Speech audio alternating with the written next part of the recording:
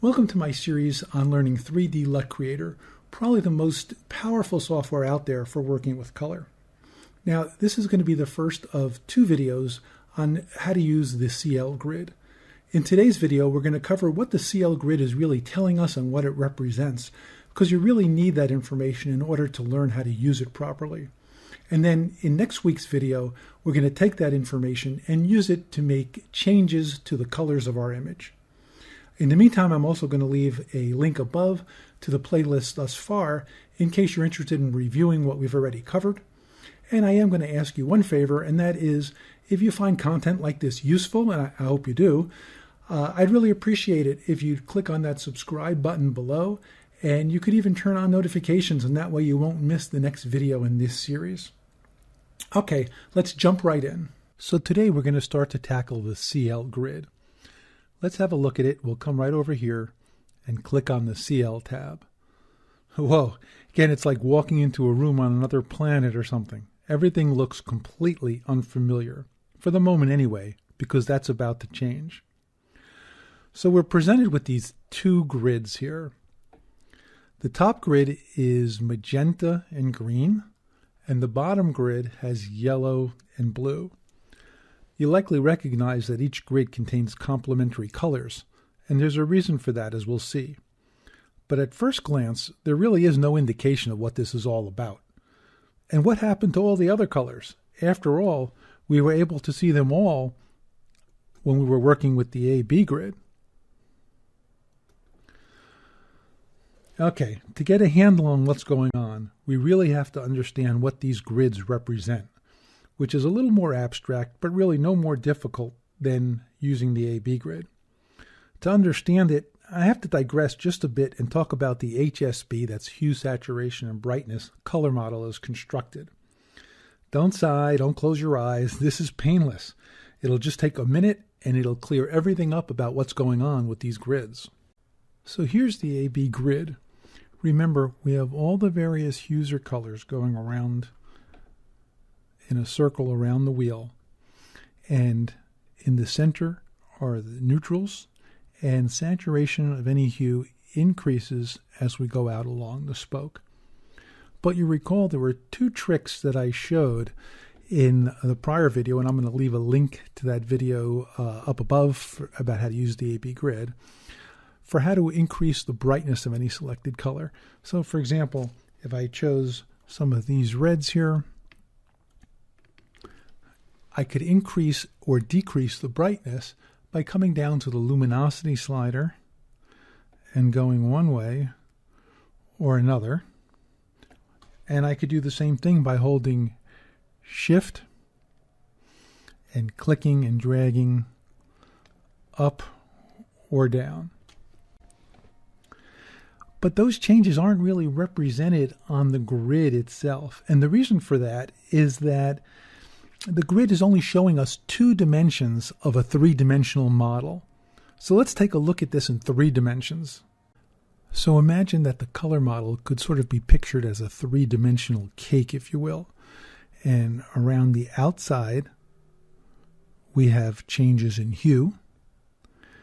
Going from the center outward, we have changes in saturation. And up and down, we have changes in lightness.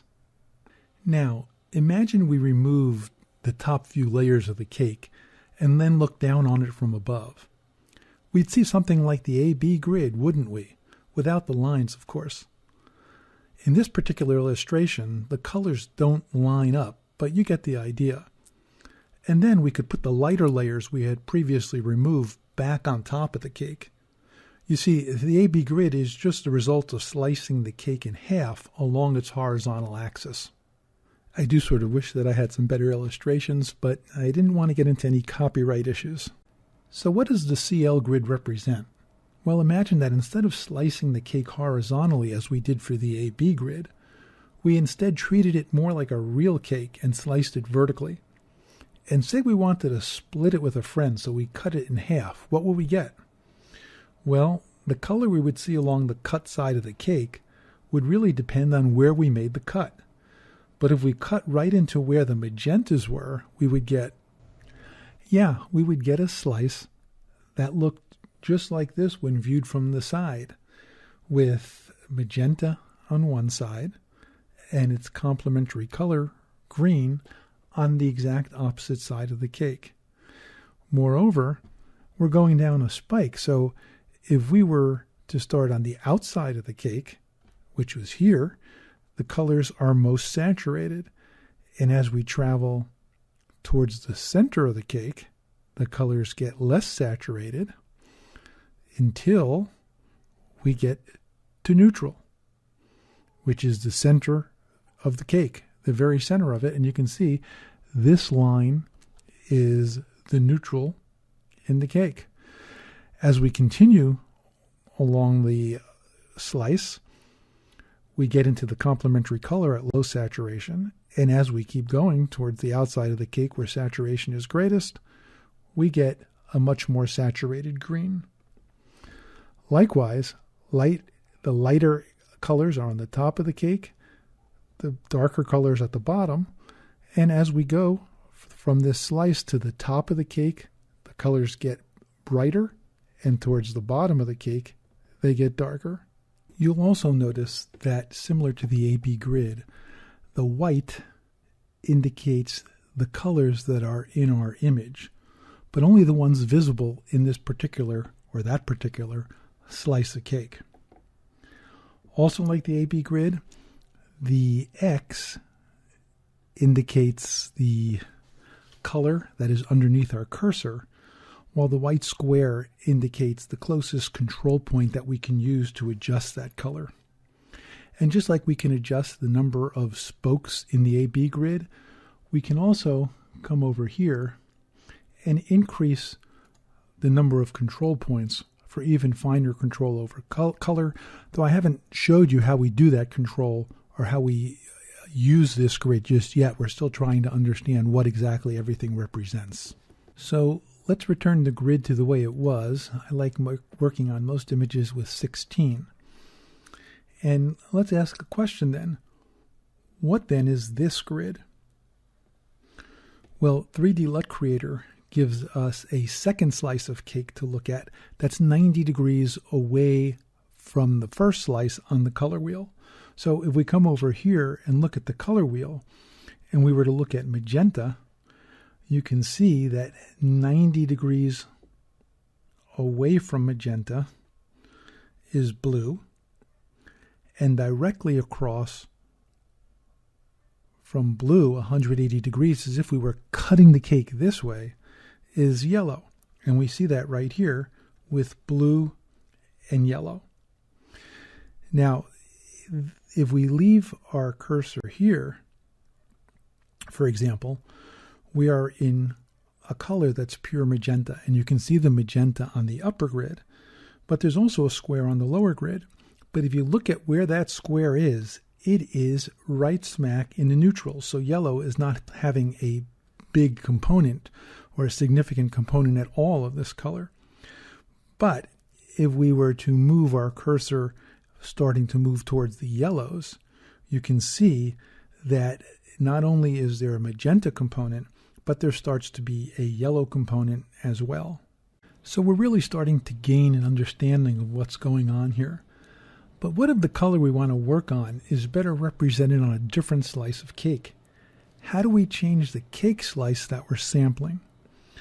Well, if we come right down to this corner here, you can see this representation of the color wheel, and it shows the two current slices.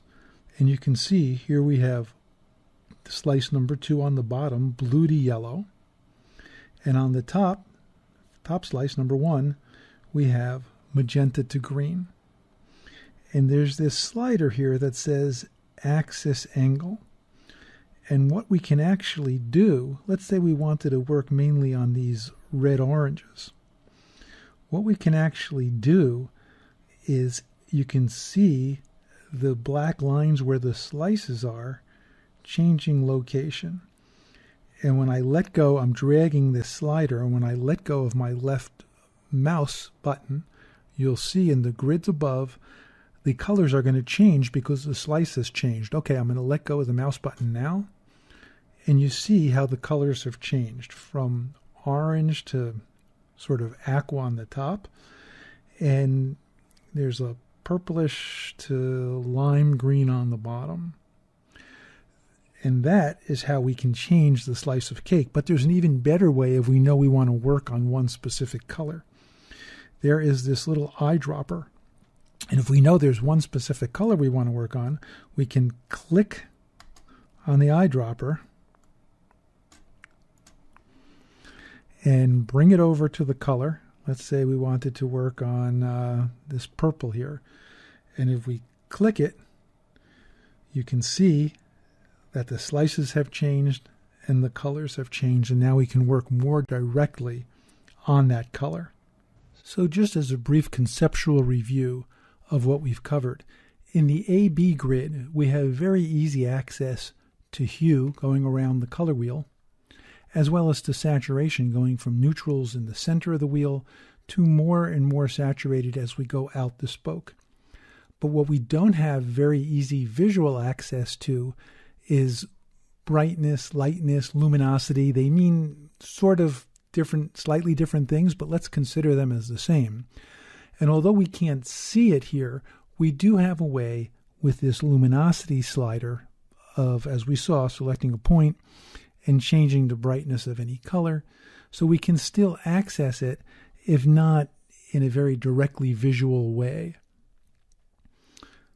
On the CL grid, the situation is a little different. We have very easy access to saturation, going from neutral in the center out as we get more to the edge. We get more saturated going to either edge. And we have very easy access to brightness or lightness, with increasing lightness as we move up the grid and decreasing brightness as we move down the grid. But what we don't have very easy access to is hue.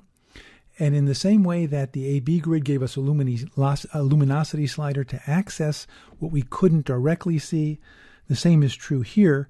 We have a slider to access hue, which, as we've seen, we can do by simply changing the slice. But these two grids give us access to slightly different things, and it turns out that because of that, they're used in somewhat different ways and can provide somewhat different effects, and that we are going to leave until next time. Well, we've really covered quite a bit today, and I hope that it's given you a deeper understanding of what the CL grid really represents. Now, next week, we're going to take this information and use it to make color changes to our photographs using the CL grid. Once again, if you find content like this useful, I'd really appreciate your support by having you click on the subscribe button below. We'll see you next time.